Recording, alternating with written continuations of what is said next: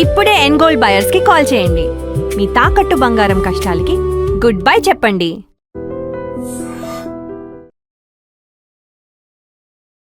I dream చూస్తున్న ప్రేక్షకులందరికీ నమస్కారం. ద్వాదశ రాశుల వారికి గోచార రీత్యా సెప్టెంబర్ మాసంలో ఏ విధంగా ఉంటుందో తెలియజేయడానికి ఈరోజు మనతో పాటు ఐకాన్ ఆస్ట్రాలజర్ గట్టపల్లి సురేష్ బాబు గారు ఉన్నారు. నమస్కారం అండి. జై శ్రీమన్నారాయణ. గురుగారు, సెప్టెంబర్ మాసంలో ఈ సింహరాశి వారికి ఏ విధంగా ఉంటుందో తెలియజేయండి. ఖచ్చితంగా అండి. సింహరాశి ఇటీవలే కొన్ని గ్రహాలైన స్థితిగతులు మారిపోయిన తర్వాత సింహరాశి వాళ్ళకి కొంచెం ఊపిరి పీల్చుకున్నాం, మహిష్మతి ఊపిరి పీల్చుకునే టైప్లో కొంచెం ముందుకు వెళ్తూ ఉన్నారు.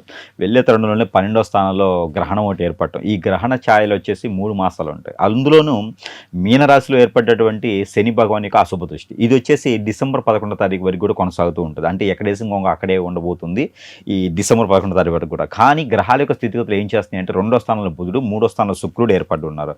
వీళ్ళ వలన సింహరాశి వాళ్ళకి ఒక రకం కలిసి వస్తుంది అని చెప్పవచ్చు. ఈ శని భగవాడికి అశుభ దృష్టి, గ్రహణం ఒక అశుభ దృష్టి తప్పితే వేరే అయితే 1కి 2 సార్లు చేస్తే పని అయితే అవ్వచ్చు.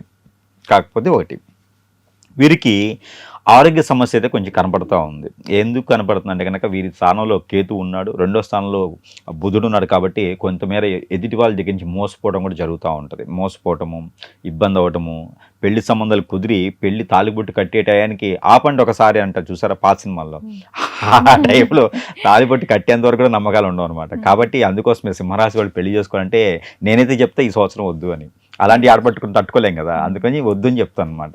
అందుకని నెక్స్ట్ ఇయర్ ఫిబ్రవరి 17వ తారీఖు మొదలు పెట్టుకుంటే సరిపోతుంది. అదే మన అమ్మాయి మన అబ్బాయిని అనిపించుకోవచ్చు, కానీ తాలిబొట్టు కట్టేయడానికి ఎవరో వచ్చేసి ఆపండి అన్నాడు అనుకోండి. అందుకొని పెళ్లి చేసుకోకుండా ఉంటే ఈ సంవత్సరం వరకు చేసుకోకుంటే సరిపోతుంది. ఇంకా తట్టుకోలేమండి వల్ల కావాలేదంటే కనుక వారు ఏం చేయాలంటే రావి చెట్టుకి కానీ ఆపి చెట్టుకి కానీ పెళ్లి చేసేయాలి ముందు, లేకపోతే కనుక కొబ్బరి చెట్టుకి పెళ్లి చేసేసేయాలి. లేకపోతే ఆ ఇబ్బంది అయితే ఎవరొకరు వస్తారు పంచి పట్టుకొని వచ్చేసి ఆపండి పెళ్లి అంటారు. అది వద్దు, ఐరన్ లెగ్ శాస్త్రం వస్తారు. లేకపోతే అందుకని ఈ 2 పరిహారాలు చేసుకోవాలి. ఆగలేని వారు, ఇంకా తప్పదు అనుకున్న వారు, వయసు అయిపోతుంది అనుకున్నవారు, లేకంటే నెక్స్ట్ ఇయర్ ఫిబ్రవరి 17వ తారీఖుకి ఖచ్చితంగా ఉండాలి. ఇంకో రెండోది ఏంటంటే విదేశీయానం. విదేశాన్ని వెళ్ళినట్టే ఉంటారు కానీ వెళ్ళరు. ఇంక రేపు వెళ్తున్నాను బ్యాగ్లో అంతా బట్ట సర్దుకుంటారు కానీ వెళ్ళలేరు. లేదంటే ఆటంకాలు ఎదురవుతూ ఉంటాయి అన్నమాట. ఎందుకంటే గ్రహాన్ని యొక్క స్థితిగతులు అలా ఉంటాయి.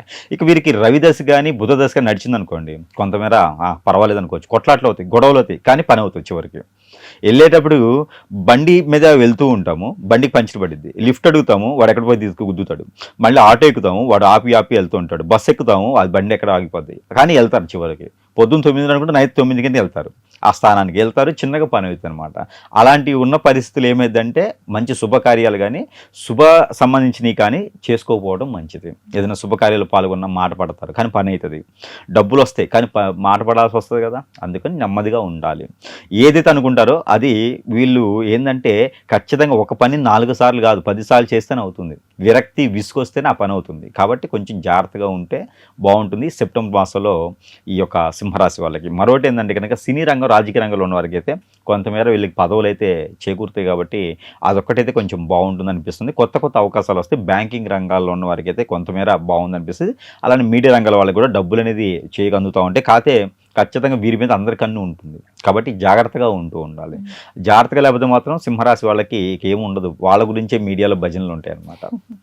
మరి సింహరాశి వారికి ఇంకా మంచి ఫలితాలు కలగడం కోసం ఎటువంటి పరిహారాలు చేస్తారు? ఖచ్చితంగా అండి. వీరికి రాతి గణపతి వినాయకుడు, ఎట్లా భాద్రపద మాసం వస్తుంది, సెప్టెంబర్ మాసం అంటే భాద్రపద మాసం వినాయక చవితి ప్రత్యేకంగా అందరూ కూడా కోలాహలంగా చేసుకునేటువంటి పండగ ఉంది అంటే కనుక అది ఖచ్చితంగా ఈ వినాయక చవితి అని చెప్పొచ్చు. దీపావళి ఒకటి, వినాయక చవితి కుల మతాలకు వ్యతిరేకంగా చేసుకుంటుంటారు అన్నమాట. కాబట్టి మన భారతదేశంలో వినాయక చవితి చాలా గొప్పగా జరుపుకుంటారు. అందులో సింహరాశి వాళ్ళు వినాయక చవితి అంటే వాళ్ళకి ఇంకా ప్రాసిద్ధి అనమాట.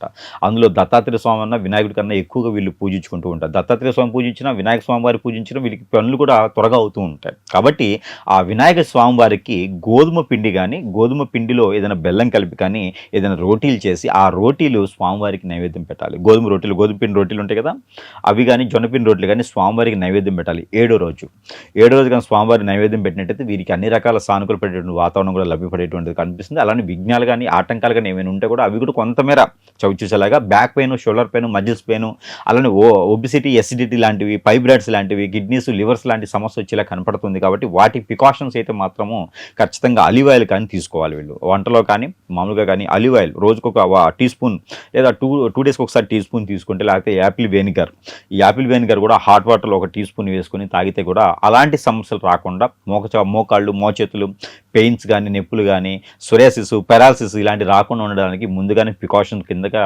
వాళ్ళు యాపిల్ వెనిగర్ కానీ ఇవి తీసుకుంటూ ఉంటే కనుక కొంచెం మేర ఇబ్బంది లేకుండా ఉంటుంది. యాపిల్ వెనిగర్ వచ్చేసి కుజుడికి సంబంధించింది కాబట్టి ఆ ప్రయత్నం లేకుండా ఉంటుంది. ధన్యవాదాలు గురుగారు.